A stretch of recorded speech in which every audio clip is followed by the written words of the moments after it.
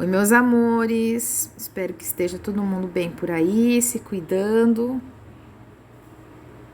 Vamos lá? Dia 3 da semana 3, quarta-feira, 17 de março. Se não fizeram ainda, façam o cabeçalho no caderno. Se não ouviram ainda a história, assistam lá o vídeo que a Pro gravou. A gente está na terceira parte da história do Felpo Filva, tá bom? E hoje a gente vai estudar História e Geografia. Então, eu vou gravar 2 vídeos diferentes para os nossos estudos hoje. E o primeiro é esse aqui, com a nossa aula de História, lá na página 10 e página 11 do nosso livro. Então, vamos lá para aquele combinado. Mas tem que ser bem combinado mesmo, hein? Eu leio aqui, só que vocês prestam muita atenção, vão acompanhando aí no livro de vocês. O estudo da história. Estudar o passado é importante, pois nos ajuda a entender como viviam as pessoas que existiram antes de nós e a perceber quais costumes e práticas mudaram e quais permaneceram. Isso quer dizer que é possível refletir sobre a história com base nas mudanças e permanências que identificamos na sociedade. Então história, crianças, é o tempo passando, né? E a gente estudar isso é importante, a gente consegue perceber coisas que mudaram, coisas que ficaram iguais. Vamos tentar pensar em exemplos juntos aqui. Se vocês perguntarem para o papai e para a mamãe de vocês, que foram crianças antes, né? Eles foram crianças antes de vocês, no passado. Se a gente perguntar para eles como é que eles brincavam, eu tenho certeza que eles não vão dizer que eles jogavam no celular, né? Porque não era possível. Então, aconteceu uma mudança aí na forma de brincar, ou pelo menos em uma das formas de brincar, né? Eu fiquei aqui pensando em exemplos. Se a gente perguntar para eles também o que eles comiam quando eles eram crianças, muitos vão dizer com certeza arroz e feijão, que é uma coisa que permanece igual, né? A gente continua comendo, em geral, bastante arroz e feijão aqui no Brasil. Então, estudar o passado é importante, a gente consegue perceber o que muda, o que permanece, pensar sobre isso, sabe?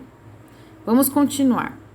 O historiador é quem produz o conhecimento histórico ao se dedicar a investigar e a interpretar os fatos ocorridos ao longo do tempo. Quer dizer então que tem um especialista nisso, que é o historiador.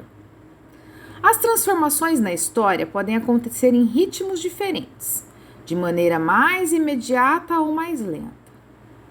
Se lembra da história da lebre e da tartaruga? Uma mais rápida, a outra mais lenta. As coisas acontecem assim também. Elas se transformam de maneira mais rápida ou mais lenta. E é sobre isso que a gente vai ler agora. Os acontecimentos de curta duração são aqueles que ocorrem rapidamente, em um curto período de tempo, como dias, semanas ou meses. Por exemplo, uma partida de futebol, a realização de um show ou a gestação de um bebê. A partida de futebol e o show duram algumas horas, né? Estão dentro de um dia. A gestação de um bebê dura normalmente 9 meses. Então, esses são eventos classificados, que na história a gente chama de curta duração. Mas nem sempre é assim, ó. Vamos ver o que acontece com os eventos de média duração. As mudanças de média duração podem ser percebidas ao longo da vida de uma pessoa, pois ocorrem com o passar dos anos, como as inovações que acontecem nos modos de vestir e na moda a cada 5 ou 10 anos. Então o livro exemplificou aí pra gente com o jeito das pessoas se vestirem, né?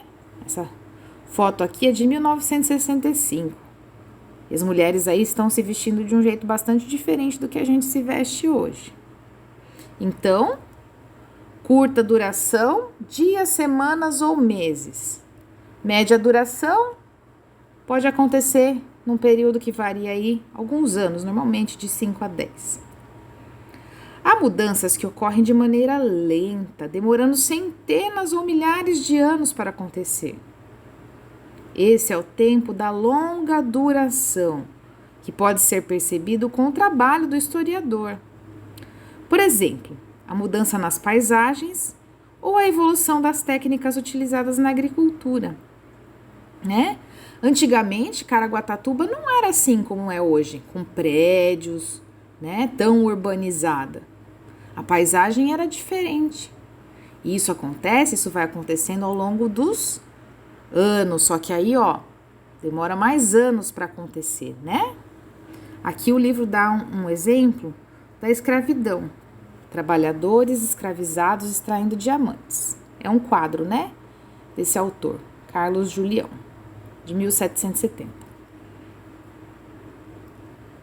Então, eventos de longa duração, média e curta duração. Agora vamos para as atividades. 1. Ligue as palavras que possuem significado semelhante. Coisas que tenham um significado parecido. Vou dar um exemplo. Lento e devagar. Não quer dizer quase a mesma coisa? É isso que a gente precisa achar aqui, ó. Os parzinhos que têm um significado parecido. Continuidade. Parece com o quê? Com duração, com mudança, com acontecimento ou permanência? E fato? Fato parece com o quê? Com duração, mudança, acontecimento ou permanência? E assim por diante, crianças. Vamos ligar uma coluna na outra, tá bom? Do jeitinho que vocês acharem. Façam aí, depois a gente corrige. Agora é sobre a duração dos eventos. Então, exercício 2. Classifique as imagens de acordo com a legenda. Então, o número 1 serve para os eventos de curta duração. Número 2 para média duração e 3 para longa duração. Se precisarem lembrar, voltem lá no texto do livro, tá bom? Agora vocês vão ver as imagens, ver o que elas significam, tá? E pensar se isso é um evento de curta, média ou longa duração. Ok, crianças? Façam aí, depois vocês mandam a foto e a gente corrige. Um beijo para vocês, até o próximo vídeo que é daqui a pouco de geografia.